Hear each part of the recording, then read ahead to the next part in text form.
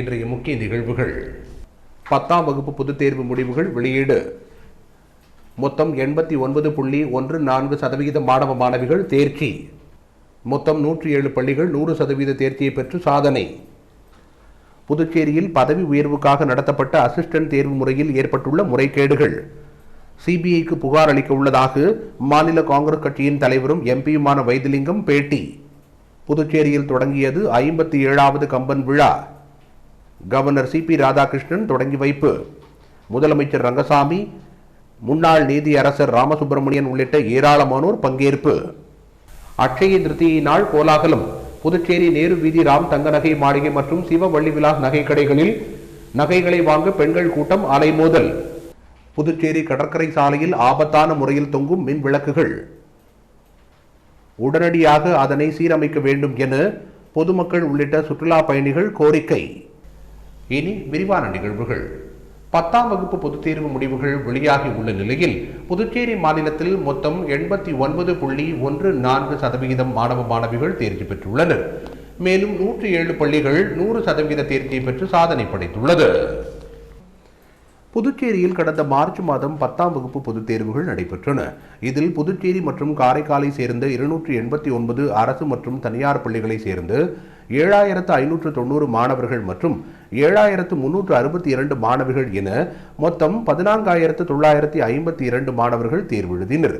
இந்த தேர்வு முடிவுகள் 10ஆம் தேதி வெள்ளிக்கிழமை அன்று வெளியானது. புதுச்சேரி மற்றும் காரைக்காலில் அரசு மற்றும் தனியார் பள்ளிகளில் தேர்வு எழுதிய 6527 மாணவர்கள், 6801 மாணவிகள் என மொத்தம் 13328 பேர் தேர்ச்சி பெற்றுள்ளனர். புதுச்சேரி மற்றும் காரைக்காலில் அனைத்து பள்ளிகளின் தேர்ச்சி சதவிகிதம் மொத்தம் 89.14% ஆகும். இதில் புதுச்சேரி மற்றும் காரைக்காலில் அரசு பள்ளிகளில் 2924 மாணவர்கள், 3099 மாணவிகள் என மொத்தம் 6023 பேர் தேர்வு எழுதினர். இதில் 2085 மாணவர்கள், 2617 மாணவிகள் என மொத்தம் 4703 மாணவர்கள் தேர்ச்சி பெற்றுள்ளனர். அரசு பள்ளிகளில் மட்டும் 78.08% மாணவர்கள் தேர்ச்சி பெற்றுள்ளனர். புதுச்சேரியில் மட்டும் அரசு பள்ளிகளில் 2267 மாணவர்கள், 2430 மாணவிகள் என 4697 பேர் தேர்வு எழுதினர். இதில் 1713 மாணவர்கள், 2124 மாணவிகள் என மொத்தம் 3837 பேர் தேர்ச்சி பெற்றுள்ளனர். புதுச்சேரியில் அரசு பள்ளிகள் மட்டும் 81.69% தேர்ச்சி பெற்றுள்ளது. காரைக்காலில் 657 மாணவர்கள், 669 மாணவிகள் என மொத்தம் 1326 அரசு பள்ளி மாணவர்கள் தேர்வு எழுதினர். இதில் 373 மாணவர்கள், 493 மாணவிகள் என மொத்தம் 866 பேர் தேர்ச்சி பெற்றுள்ளனர். காரைக்காலில் அரசு பள்ளிகளில் 65.31% மாணவர்கள் தேர்ச்சி பெற்றுள்ளனர். புதுச்சேரி மற்றும் காரைக்காலில் மொத்தம் உள்ள 289 அரசு மற்றும் தனியார் பள்ளிகளில் 107 பள்ளிகள் 100% தேர்ச்சியை பெற்றுள்ளன. புதுச்சேரியில் 90 பள்ளிகளும் காரைக்காலில் 17 பள்ளிகளும் 100% தேர்ச்சியை பெற்றுள்ளன. புதுச்சேரி மற்றும் காரைக்காலில் மொத்தம் உள்ள 108 அரசு பள்ளிகளில் 8 பள்ளிகள் 100% தேர்ச்சியை பெற்றுள்ளன. புதுச்சேரியில் 7, காரைக்காலில் 1 பள்ளி என 100% தேர்ச்சியை பெற்றுள்ளது. புதுச்சேரி மற்றும் காரைக்காலில் அரசு மற்றும் தனியார் பள்ளிகளை சேர்ந்து 553 மாணவர்கள் பாட வாரியாக 100க்கு 100 மதிப்பெண்களை பெற்றுள்ளனர். ஆங்கிலத்தில் 20 பேரும், கணிதத்தில் 355 பேரும், அறிவியலில் 77 பேரும், சமூகவியலில் 101 பேரும் 100க்கு 100 மதிப்பெண்கள் பெற்றுள்ளனர். இதில் புதுச்சேரி மற்றும் காரைக்காலில் உள்ள அரசு பள்ளிகளில் கணிதத்தில் 15 பேரும், அறிவியலில் 3 பேரும், சமூகவியலில் 4 பேர் என 22 பேர் 100க்கு 100 மதிப்பெண்கள் பெற்றுள்ளனர்.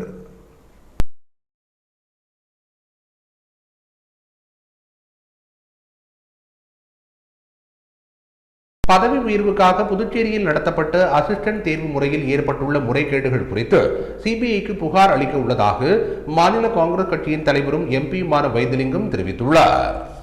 புதுச்சேரி மாநில காங்கிரஸ் கட்சியின் தலைமை அலுவலகத்தில் காங்கிரஸ் கட்சியின் மாநில தலைவரும் எம்பியுமான வைத்திலிங்கம் செய்தியாளர்களை சந்தித்தார். அப்போது அவர், புதுச்சேரியில் காவல்துறை தற்போது சுதந்திரமாக நடப்பதால் தான் போதைப் பொருட்கள் அதிக அளவில் பறிமுதல் செய்யப்படுகிறது என்றும், மேலும் அதிக அளவில் பதுக்கப்படுகின்ற போதைப் பொருட்களை கண்டுபிடிக்கும் வகையில் காவல்துறைக்கு முழு அதிகாரம் வழங்க வேண்டும் என கேட்டுக்கொண்டார். போதைப் பொருள் கடத்தலை தடுப்பதற்காக புதுச்சேரி காவல்துறையில் சிறப்பு பிரிவை உருவாக்க வேண்டும் என்று கேட்டுக்கொண்ட அவர், போதைப் பொருட்களால் மக்கள் கடுமையாக பாதிக்கப்பட்டுள்ளார்கள் என்றும் குறிப்பிட்டார். கடந்த 3 ஆண்டுகளில் இதுதான் முதலமைச்சர் ரங்கசாமியின் சாதனை. இந்த அரசாங்கத்தில் வெளிப்படைத்தன்மை இல்லை என்றும் குற்றம் சாட்டினார். பதவி உயர்வுக்கான துறை சார்ந்த அசிஸ்டன்ட் தேர்வு நடைபெற்றது. 10 ஆண்டுகள் அனுபவம் உள்ளவர்கள் மட்டுமே அந்த தேர்வை எழுத வேண்டும் என்று குறிப்பிட்டிருந்தார்கள். ஆனால் அனுபவங்கள் இல்லாதவரையும் தேர்வு எழுத அனுமதிக்கிறார்கள் என்பதுதான் வேதனையான ஒன்று என்றார். தேர்வை நடத்திவிட்டு அதற்குண்டான மதிப்பெண்களையும் தரவரிசை பட்டியலையும் வெளியிடாதது ஏன் என்று கேள்வி எழுப்பிய அவர், தரவரிசை பட்டியலை வெளியிட்டால் இவர்களின் குற்றங்கள் வெளியே தெரிந்துவிடும் என்று அதிகாரிகள் தயங்குவதாக குற்றம் சாட்டினார். தேர்வு எழுதிய அத்தனை பேரின் மதிப்பெண்களையும் வெளியிடுவதோடு விடைத்தாட்களையும் பார்க்க அனுமதிக்க வேண்டும் என்று கேட்டுக்கொண்ட அவர், இல்லை என்றால் இது குறித்து சிபிஐக்கு புகார் அளிக்க உள்ளதாகவும் கூறினார். 600 பேர் மட்டுமே தேர்வு எழுதியிருக்கிறார்கள். அவர்களுடைய மதிப்பெண் பட்டியலை வெளியிட இவர்களுக்கு என்ன தயக்கம் என்று கேள்வி எழுப்பிய அவர், முதலமைச்சரின் ஆலோசனைகளை இங்கிருக்கும் கவர்னர்கள் ஏற்க மறுக்கின்றனர். தேர்ந்தெடுக்கப்பட்ட முதலமைச்சருக்கு இந்த நிலைப்பாடு என்றால் இதெல்லாம் தட்டி கேட்க வேண்டிய முதலமைச்சர் தெரிந்தும் தெரியாமல் கண்ணை மூடிக்கொண்டிருப்பதாகவும் முதலமைச்சர் ரங்கசாமி குறித்து விமர்சனம் செய்தார். நீதிமன்றத்திலே அந்த வழக்காடு நிலையிலே இருக்கக்கூடிய நிலைப்பாட்டை பார்த்து அந்த யுபிஎஸ்சி நிர்வாகம் என்ன கூறுகின்றது என்று சொன்னால், நாங்கள் அமைப்பு ரீதியாக ஆலோசனை மட்டுமே நாங்கள் தருகின்றோம் என்று சொல்லக்கூடிய வார்த்தையை கூறியிருக்கிறார்கள். மீதம் இருக்கக்கூடியவற்றை அந்த அரசாங்க நிர்வாகமே யார் கேட்கின்றார்களோ அந்த அரசாங்கத்துக்கு தேவையானவற்றை அவர்கள் அமைத்துக் கொள்ளலாம். அவர்களுக்கு எங்களுக்கு எந்த விதமான தடையும் இல்லை என்று சொல்லக்கூடிய நிலைப்பாட்டை அவர்கள் எடுத்துக் கூறியிருக்கிறார்கள். அது மட்டுமல்ல, எந்த விதமான கோப்புகளையும் அனுப்பினாலும் கூட யுபிஎஸ்சியில் இருக்கக்கூடிய நிர்வாகம் உடனடியாக பதிலை தருகின்றார்கள். இவர்கள் முறையான முறையிலே அதற்கு உண்டான கோப்புகளை அளித்தால் நிச்சயமாக அவர்களால் நல்ல பதிலை அளித்திருக்க முடியும். ஆனால் இவர்கள் சரியான பதிலை அனுப்பாமல் அவர்கள் தந்த பதிலை மட்டும் வைத்துக் கொண்டு இன்றைய தினம் இந்த தேர்வு முறையை கடைபிடித்திருக்கிறார்கள். புதுச்சேரி கம்பன் கலையரங்கில் 57வது கம்பன் விழாவினை கவர்னர் சிபி ராதாகிருஷ்ணன் தொடங்கி வைத்தார். இவ்விழாவில் முதலமைச்சர் ரங்கசாமி, உயர்நீதிமன்ற முன்னாள் நீதியரசர் ராமசுப்பிரமணியன் உள்ளிட்ட ஏராளமானோர் கலந்து கொண்டு சிறப்பித்தனர். புதுச்சேரி கம்பன் கழகம் சார்பில் கம்பன் கலையரங்கில் 10ஆம் தேதி வெள்ளிக்கிழமை அன்று 57வது கம்பன் விழா தொடங்கியது. இதன் தொடக்க விழாவில் கவர்னர் சிபி ராதாகிருஷ்ணன் சிறப்பு விருந்தினராக கலந்து கொண்டு 57வது கம்பன் விழாவை தொடங்கி வைத்தார். மேலும் உச்சநீதிமன்ற முன்னாள் நீதியரசர் ராமசுப்பிரமணியன், முதலமைச்சர் ரங்கசாமி, சட்டப்பேரவைத் தலைவர் செல்வம், குடிமைப் பொருள் வழங்கல் அமைச்சர் சாய் ஜே சரவணகுமார், மாநிலங்களவை உறுப்பினர் செல்வ கணபதி, சட்டமன்ற உறுப்பினர்கள் ஏகேடி ஆறுமுகம், அனிபால் கென்னடி, கம்பன் கழக நிர்வாகிகள், இலக்கிய ஆர்வலர்கள் விழாவில் கலந்து கொண்டு சிறப்பித்தனர். விழாவை தொடங்கி வைத்து கவர்னர் சிபி ராதாகிருஷ்ணன் பேசுகையில், காலத்தால் மாறாதது காவியம் மட்டும்தான். அப்படி காலத்தால் மாறாத காவியத்தை படைத்த கம்பனை மறவாத பூமி நம்முடைய புதுச்சேரி என்றும், நல்லது என்று வந்துவிட்டால் அனைவரும் ஒன்றாக இணைந்து செயல்படுவோம், எந்த வேற்றுமைக்கும் இடம் தர மாட்டோம் என புகழாரம் சூட்டினார். இதனை பறைசாற்றுகின்ற கம்பன் கழகம் புதுச்சேரி கம்பன் கழகம் என்று பெருமையுடன் கூறிய அவர், நாம் சாதி மதம் என்று பிரிந்திருந்தாலும் தான் பிறந்த குலம்தான் உயர்ந்தது என்று நினைக்கக்கூடாது. ஒரு குலத்தை விட மற்றது தாழ்ந்ததும் இல்லை. ஒவ்வொன்றுக்கும் ஒரு சிறப்பு இருக்கிறது. எல்லோரும் இந்த சமுதாயத்தில் நன்மைக்காகவும் வளர்ச்சிக்காகவும் ஏதாவது ஒரு விதத்தில் தங்களுடைய பங்களிப்பை செய்து கொண்டிருக்கிறார்கள். அதனால்தான் கம்பர் எல்லோரையும் சமமாக பேசுகிறார் என கூறினார். உயர்ந்த சிந்தனையை உலகிற்கு சொன்ன 2 கவிஞர்கள் தான் உண்டு. ஒருவர் தெய்வ மகாகவி கம்பன் மற்றும் தேசிய மகாகவி பாரதி என்றும், பாரதி தன் சொந்த மண்ணிலிருந்து விரட்டப்பட்ட போது புதுச்சேரி தான் அவருக்கு அடைக்கலம் தந்தது, காத்து நின்றது. பாரதியின் மொழியை இன்று உலகம் முழுவதும் வரவேற்கிறது என்று சொன்னால் அதற்கு காரணம் புதுச்சேரி பாரதிக்கு தந்த பாதுகாப்பு தான் என குறிப்பிட்டார். அத்தகைய சிறப்பு கொண்ட புதுச்சேரியில் இந்த கம்பன் விழா நடைபெற்று வருகிறது. தமிழகத்திலிருந்துதான் இலங்கையின் மீது ராமர் போர் புரிகிறான், தான் இழந்த பதவியை பெறுகிறான். அப்படி ஒரு முத்துமாலை போல பலமாக இருந்த அனைத்து நாடுகளையும் ஒன்றாக இணைத்து பார்க்கும் மகத்தான வேலையை கம்பன் தன்னுடைய காவியம் மூலமாக தந்திருக்கிறார் என்றும், தேசியம் பேசினாலே தமிழ் மொழிக்கு எதிரானவர் என்ற உணர்வு இருக்கிறது. நாம் நம்முடைய குலத்தை, மொழியை, மதத்தை நேசிப்பது போல் அடுத்தவர் மொழி, மதம் ஆகியவற்றையும் நேசிக்க வேண்டும் என அறிவுறுத்தினார். மேலும் ஆண்டுக்கு ஒரு முறை இங்கு நடைபெறும் கம்பன் விழாவை உலகின் பல பாகங்களிலும் கம்பன் கழக நிர்வாகிகள் எடுத்து நடத்த வேண்டும் என்றும், தமிழின் பெருமையை, பண்பாட்டை உலகமெங்கும் எடுத்து செல்ல வேண்டும் என்றும், அதற்காக முதலமைச்சர் ரங்கசாமி எடுக்கின்ற முயற்சிகளுக்கு நாம் அனைவரும் உறுதுணையாக இருப்போம் என குறிப்பிட்டார்.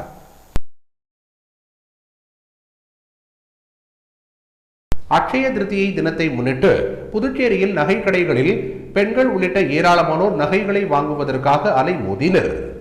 அட்சயம் என்பது வளர்க என்று பொருள்படும் என்பதால் அட்சய திருத்தியை நாளில் செய்யும் செயல்கள் வளரும் என்பது நம்பிக்கை.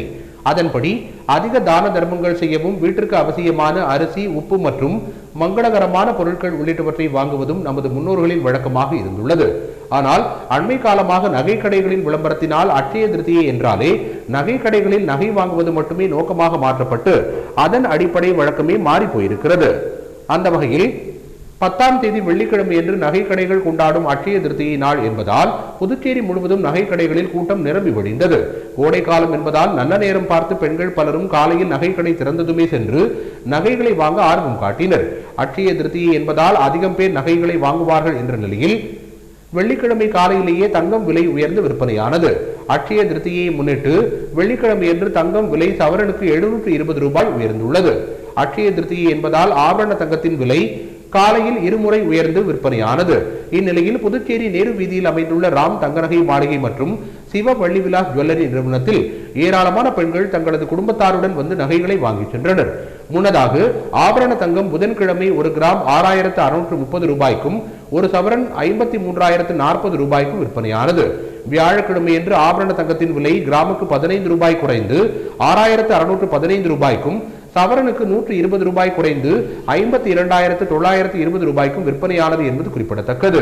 மேலும் அட்சய திருத்தியை தினத்தை ஒட்டி புதுச்சேரியில் உள்ள ஏராளமான நகை கடைகளில் பெண்கள் உள்ளிட்ட ஏராளமானோர் நகைகளை வாங்குவதில் ஆர்வம் காட்டினர். மனதை கொள்ளை கொள்ளும் தங்க நகை விற்பனையில் தடம் பதித்த புதுச்சேரி லட்சுமி ஜுவல்லரி சார்பில் அவேரா டைமண்ட் விற்பனை நிறுவனம் புதியதாக தொடங்கப்பட்டுள்ளது. புதுச்சேரியில் வாடிக்கையாளர்களின் தேவையை உணர்ந்து காலத்திற்கு ஏற்ப புதிய வடிவமைப்புகளை உள்ளடக்கிய உள்ளம் கொள்ளை கொள்ளும் ஆபரணங்களை புதுச்சேரி லட்சுமி ஜுவல்லரி விற்பனை செய்து வருகிறது.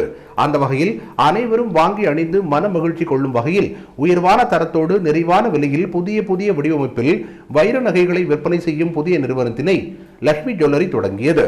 இதற்கான தொடக்க விழாவில் சிறப்பு விருந்தினராக முதலமைச்சர் ரங்கசாமி கலந்து கொண்டு அவேரா டைமண்ட் நிறுவனத்தை திறந்து வைத்தார். இந்த நிகழ்ச்சியில் சட்டப்பேரவைத் தலைவர் செல்வம் உள்ளிட்ட முக்கிய பிரமுகர்கள், தொழிலதிபர்கள், நண்பர்கள், உறவினர்கள், ஊழியர்கள் திரளாக பங்கேற்றனர். விழாவிற்கான ஏற்பாடுகளை பாண்டிச்சேரி ஸ்ரீ லட்சுமி ஜுவல்லரி நிறுவனங்களின் தலைவர் நாகராஜன், மேலாண் இயக்குனர் நவீன் பாலாஜி ஆகியோர் சிறப்பாக செய்திருந்தனர்.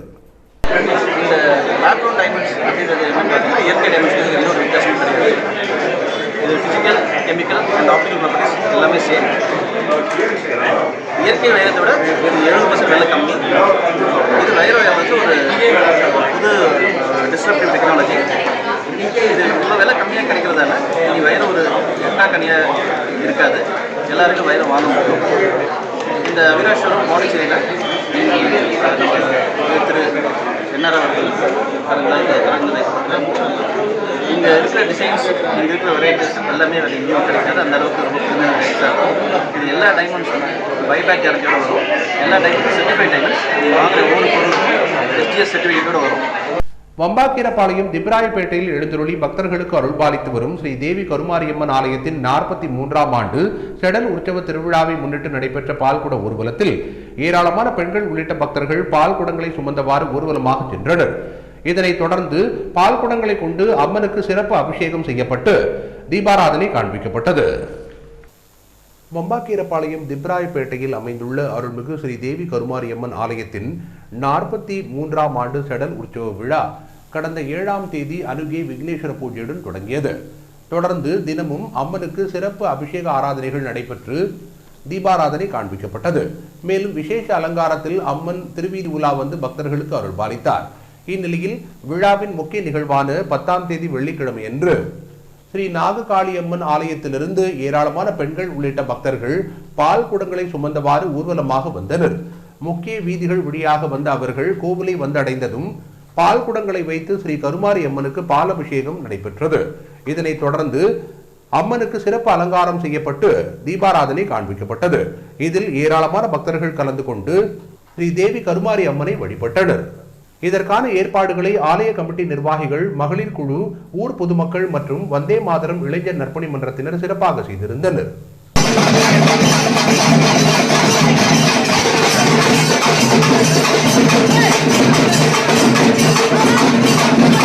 புதுச்சேரி கடற்கரை சாலையில் ஆபத்தான முறையில் தொங்கிக் கொண்டிருக்கும் மின் விளக்குகளை சீரமைக்க வேண்டும் என பொதுமக்கள் உள்ளிட்ட சுற்றுலா பயணிகள் அரசுக்கு கோரிக்கை விடுத்துள்ளனர். புதுச்சேரிக்கு வரும் சுற்றுலா பயணிகளை ஈர்ப்பதில் புதுச்சேரி கடற்கரை சாலை முதலிடம் வகிக்கிறது. சுமார் 1 கிலோமீட்டர் நீளமுள்ள இந்த சாலை சிமெண்ட் சாலையாக அமைக்கப்பட்டுள்ளது. சாலையின் இரு புறங்களிலும் மின்சார விளக்குகள் பொருத்தப்பட்டுள்ளன. இதற்காக இரும்பிலால் ஆன கம்பங்கள் அமைக்கப்பட்டுள்ளன. தொடர் பராமரிப்பு இல்லாத காரணத்தினால் இந்த இரும்பு கம்பங்கள் கடலின் உப்பு காற்றுப்பட்டு துருப்பிடித்து போயுள்ளது. அதன் நுனிப்பகுதியில் மாட்டப்பட்டுள்ள மின்சார விளக்குகள் எடை தாங்க முடியாமல் முறிந்த நிலையில் தொங்கிக் கொண்டிருக்கின்றன. ஆபத்தான முறையில் பொருத்தி இரவு நேரங்களில் இதனால் மின் இணைப்புகள் துண்டிக்கப்பட்டு அந்த மின் விளக்குகளும் எரிவதில்லை. இதேபோன்று கடற்கரை சாலையில் பெரும்பாலான விளக்குகளும் தொங்கிக் கொண்டிருக்கின்றன. மின் விளக்குகள் எரியாததால் கடற்கரை சாலை பெரும்பாலும் இரவு நேரங்களில் இருள் சூழ்ந்த நிலையில் காணப்படுகிறது. மின் விளக்குகள் அருந்து கீழே விழுந்தால் ஆபத்து ஏற்படும் நிலையும் ஏற்பட்டுள்ளது. எனவே மின் விளக்குகளை சரி செய்ய வேண்டும். மேலும் பல்லாயிரக்கணக்கான மக்கள் கூடும் இங்கு சக்தி வாய்ந்த விளக்குகளை வெளிச்சமாக வைத்திருக்க வேண்டும் என சுற்றுலா பயணிகளும் பொதுமக்களும் கோரிக்கை விடுத்துள்ளனர். 10ஆம் வகுப்பு பொதுத் தேர்வு முடிவுகள் வெளியாகியுள்ள நிலையில் புதுச்சேரி அமலோற்பம் பள்ளியை சேர்ந்த மாணவன் பரத்குமார் 500 மதிப்பெண்களுக்கு 498 மதிப்பெண்கள் எடுத்து மாநில அளவில் முதலிடம் பிடித்து சாதனை படைத்துள்ளார். புதுச்சேரியில் மார்ச் மற்றும் ஏப்ரல் மாதத்தில் நடைபெற்ற 10ஆம் வகுப்பு பொதுத் தேர்வில் புதுச்சேரி மற்றும் காரைக்கால் பகுதியை சேர்ந்த 7590 மாணவர்களும் 7362 மாணவிகளும் என மொத்தம் 14952 மாணவ மாணவிகள் தேர்வு எழுதினர். 10ஆம் வகுப்பு பொதுத் தேர்வுக்கான தேர்வு முடிவுகள் வெள்ளிக்கிழமையன்று வெளியானது. அதன்படி அரசு மற்றும் தனியார் பள்ளிகளில் பயின்று 6801 மாணவிகளும் 6527 மாணவர்களும் என மொத்தம் 13328 மாணவ மாணவிகள் தேர்ச்சி பெற்றுள்ளனர். புதுச்சேரி மற்றும் காரைக்காலில் உள்ள அனைத்து பள்ளிகளில் 89.14% பேர் தேர்ச்சி பெற்றுள்ளனர். 107 பள்ளிகள் 100% தேர்ச்சி பெற்று சாதனை படைத்துள்ளது. இந்நிலையில் புதுச்சேரி வாண்டர்பேட்டையில் அமைந்துள்ள அமலோற்பம் பள்ளியை சேர்ந்த மாணவன் பரத்குமார் 500க்கு 498 மதிப்பெண்கள் எடுத்து புதுச்சேரி மாநில அளவில் முதலிடத்தை பிடித்துள்ளார். அவருக்கு பள்ளியின் தாளாளர் லூர்துசாமி சால்வி அணிவித்தும் பூங்கொத்துக்களை கொடுத்தும் வாழ்த்தினார். இதுகுறித்து மாணவன் பரத்குமார் கூறுகையில், படிப்பதற்கென்று சரியான நேரம் ஒதுக்கி படித்ததாகவும் பள்ளியில் சொல்லிக் கொடுக்கும் பாடத்தை படித்ததாலேயே வெற்றி பெற்றதாக மகிழ்ச்சியுடன் தெரிவித்தார். மேலும் தான் எதிர்காலத்தில் மருத்துவ படிப்பு படித்து கலெக்டராக உயரப்போவதாகவும் தெரிவித்தார். அமலோற்பம் ஹையர் செகண்டரி ஸ்கூலில் 10th படிக்கிறேன். இந்த வருஷம் 498 எடுத்து Puducherry state first, Tamil Nadu state second வாங்கியிருக்கேன். இங்கே நான் மட்டும் இந்த டார்கெட் அச்சீவ் பண்ணிட்டேன்னு சொல்லிட முடியாது.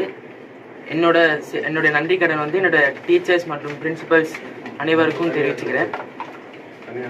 இந்த டார்கெட் வந்து அச்சீவ் பண்ணுறதுக்கு நான் ரொம்ப ஸ்ட்ரெஸ்லாம் எடுத்துக்கல. டெய்லி டீச்சர்ஸ் கொடுக்குற ஹோம்ஒர்க், டெய்லி அன்னன்னைக்கு நடத்துகிற பாடங்களை மட்டும் நைட்டு ரிவைஸ் பண்ணிவிட்டு காலையில் 4 o'clock எழுந்து திருப்பி அதை ரிவைஸ் பண்ணிப்பேன். வில்லியனூரை அடுத்த ஒதியம்பட்டில் அமைந்துள்ள மகான் ஸ்ரீ வண்ணார பிரதேச சுவாமிகள் சித்தர் பீடத்தில் சுந்தர நாட்டிய கேந்திரா சார்பில் நடைபெற்ற மாணவ மாணவிகளின் நடன நிகழ்ச்சியில் சட்டமன்ற எதிர்க்கட்சித் தலைவரும் திமுக மாநில அமைப்பாளருமான சிவா கலந்து கொண்டு நடனமாடிய அனைத்து மாணவ மாணவிகளுக்கும் கேடயங்களை வழங்கி வாழ்த்து தெரிவித்தார். வில்லியனூரை அடுத்த ஒதியம்பட்டில் அமைந்துள்ள மகான் ஸ்ரீ வண்ணார பரதேசி சித்தர் சுவாமிகள் கோவிலில் சுந்தர நாட்டிய கேந்திரா சார்பில் மாணவ மாணவிகளின் நாட்டிய நிகழ்ச்சி நடைபெற்றது. இதில் ஏராளமான மாணவ மாணவிகள் கலந்து கொண்டு நாட்டியங்களை அரங்கேற்றினர்.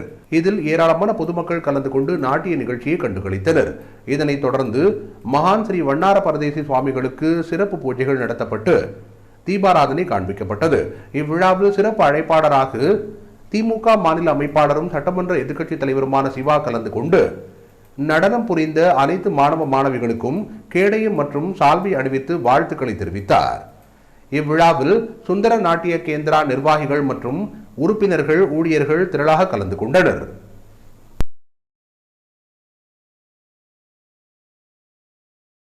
புதுச்சேரி சாரத்தில் இயங்கி வரும் மதர் முதியோர் இல்லத்தின் நிர்வாகியும் முனைவருமான பரணிச்சந்திரன் லெப்பாஸின் பிறந்த நாளையொட்டி 500க்கும் மேற்பட்ட ஏழை எளிய மக்களுக்கு அன்னதானம் வழங்கப்பட்டது.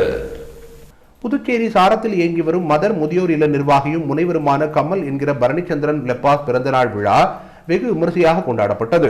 இதனையொட்டி ஏழை எளிய மற்றும் தூய்மை பணியாளர்களுக்கு அன்னதானம் வழங்கும் நிகழ்ச்சி நடைபெற்றது. தொடர்ந்து பிருந்தாவனத்தில் தூய்மை பணியாளர்கள் சுமார் 100க்கும் மேற்பட்டவர்களுக்கு காலை உணவினை முனைவர் பரணிச்சந்திரன் வழங்கினார். தொடர்ந்து 45 அடி சாலை காமராஜர் நகர் தொகுதிக்குட்பட்ட பகுதியில் சுமார் 500க்கும் மேற்பட்ட ஏழை எளிய மக்களுக்கு அன்னதானம் வழங்கப்பட்டது. இதில் முதியோர் இல்லத்தை சேர்ந்த முக்கிய பிரமுகர்கள், சமூக ஆர்வலர்கள், பொதுமக்கள் என அனைவரும் திரளாக கலந்து கொண்டனர். மேலும் அன்னதானத்தை பெற்றுக்கொண்ட ஏழை எளிய மக்கள் வயிறார உண்டு முனைவர் பரணிச்சந்திரனை மனதார வாழ்த்தியும் சென்றனர். கடும் வெப்பத்திலிருந்து பொதுமக்களை காக்கும் பொருட்டு காரைக்கால் மாவட்ட பாஜக ஓபிசி அணி சார்பில் நீர்மோர் பந்தல் திறக்கப்பட்டு பொதுமக்களுக்கு நீர்மோர் வழங்கப்பட்டது. காரைக்கால் மாவட்டத்தில் கோடை வெயில் மக்களை வாட்டி வதைத்து வரும் நிலையில் வெயிலில் இருந்து மக்களை பாதுகாக்கும் பொருட்டு காரைக்கால் வடக்கு தொகுதிக்குட்பட்டு அன்பு நகர் பகுதியில் பாஜக மாவட்ட ஓபிசி அணி தலைவர் கார்த்திகேயன் தலைமையில் காரைக்கால் மாவட்ட தலைவர் முருகதாஸ் முன்னிலையில் மாநில செயலாளர் அமுதா, ராணி, செந்தில்குமார், மாநில தொழில் பிரிவு துணைத் தலைவர் சுரேஷ் கண்ணா ஆகியோர் முன்னிலையில் ஐஸ்மோர், சர்பத், தர்பூசணி, ஜூஸ் உள்ளிட்டவை வழங்கப்பட்டன. வெயிலின் தாக்கம் அதிகரித்து காணப்பட்டதால் சாலை வழியே சென்ற ஏராளமான மக்கள் குளிர்பானங்களை அருந்தி சென்றனர். நிகழ்ச்சியில் ஏராளமான பாஜக நிர்வாகிகள் மற்றும் பொறுப்பாளர்கள் கலந்து கொண்டனர்.